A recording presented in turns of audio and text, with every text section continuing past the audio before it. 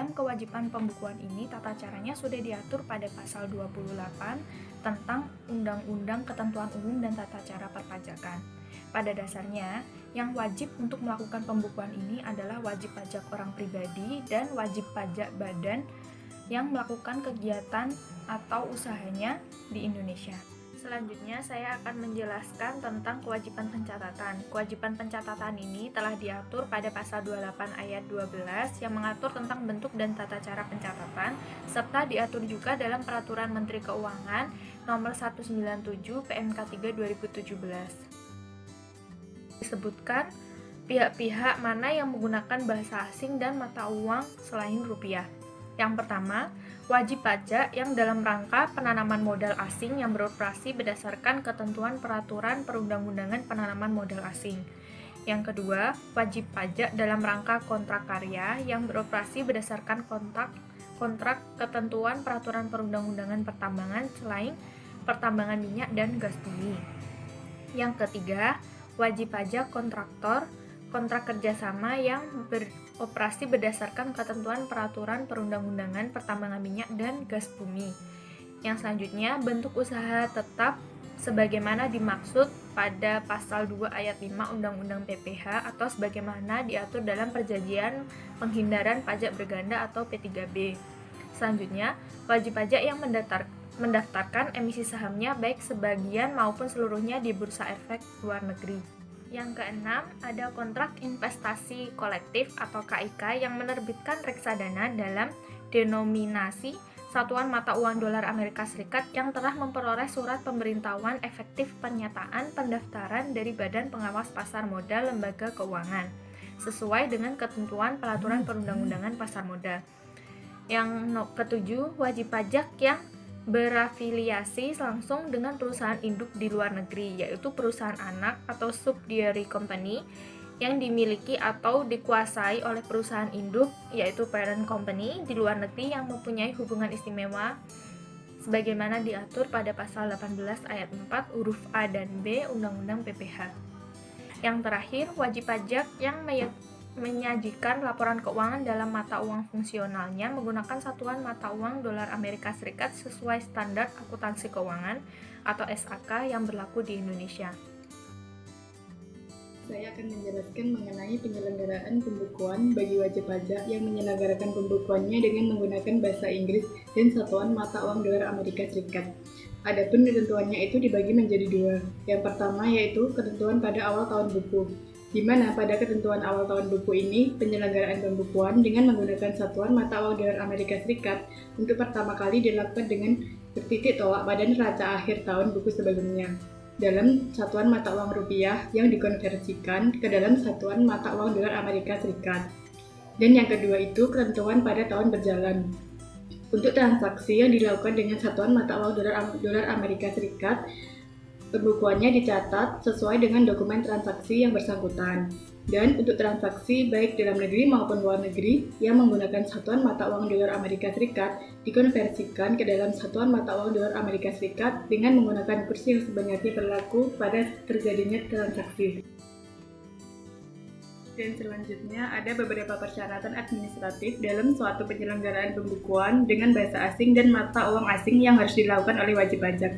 Yang pertama itu, wajib pajak harus terlebih dahulu mendapatkan izin tertulis dari Menteri Keuangan, kecuali bagi wajib pajak dalam rangka kontrak karya atau wajib pajak dalam rangka kontrak kerjasama.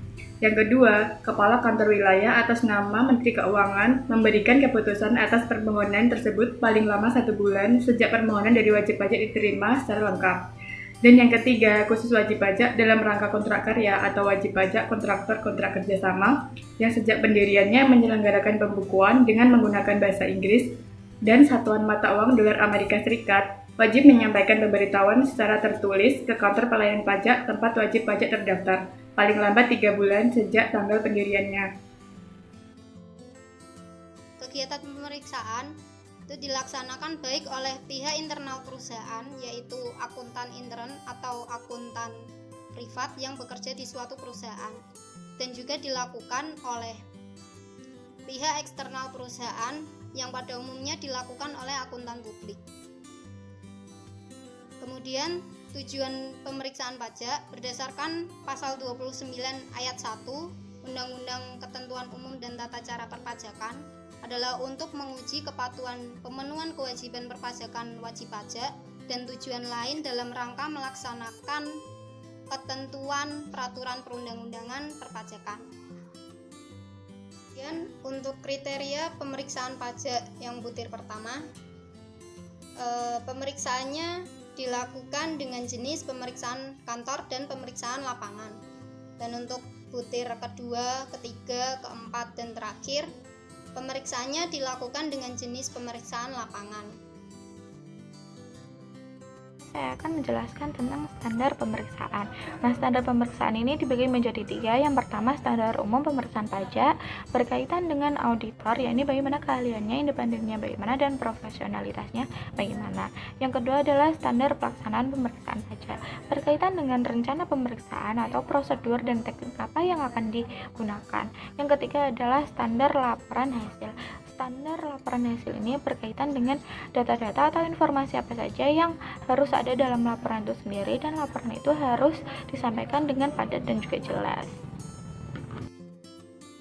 Kertas kerja pemeriksaan pajak ini memiliki beberapa fungsi. Yang pertama, sebagai bukti pelaksanaan pemeriksaan sesuai dengan standar yang telah ditentukan, sebagai bahan dalam pembahasan akhir hasil pemeriksaan, sebagai dasar pembuatan laporan hasil pemeriksaan, sebagai sumber data untuk penyelesaian keberatan atau banding oleh wajib pajak, dan menjadi referensi untuk pemeriksaan berikutnya.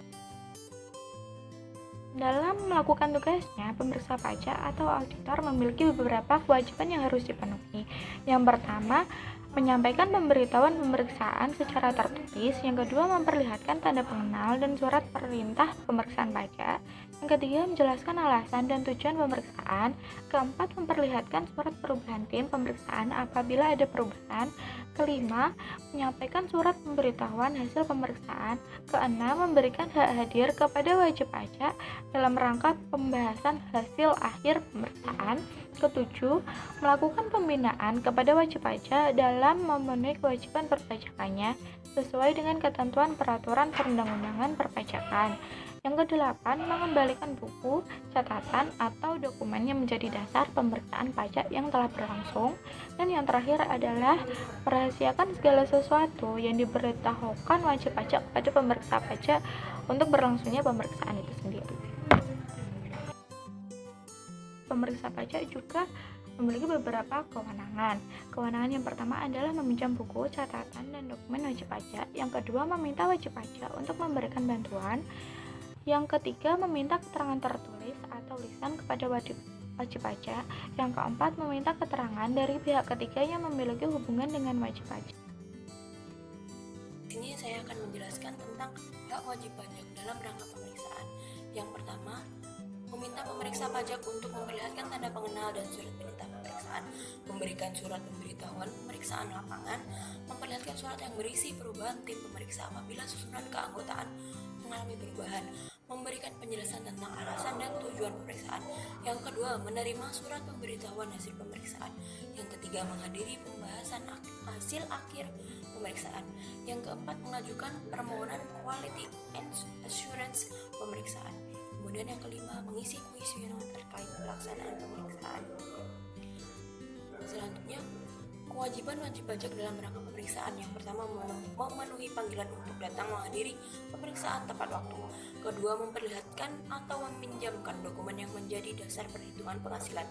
Yang ketiga, memberikan kesempatan untuk mengakses atau mengunduh data yang dikelola secara elektronik.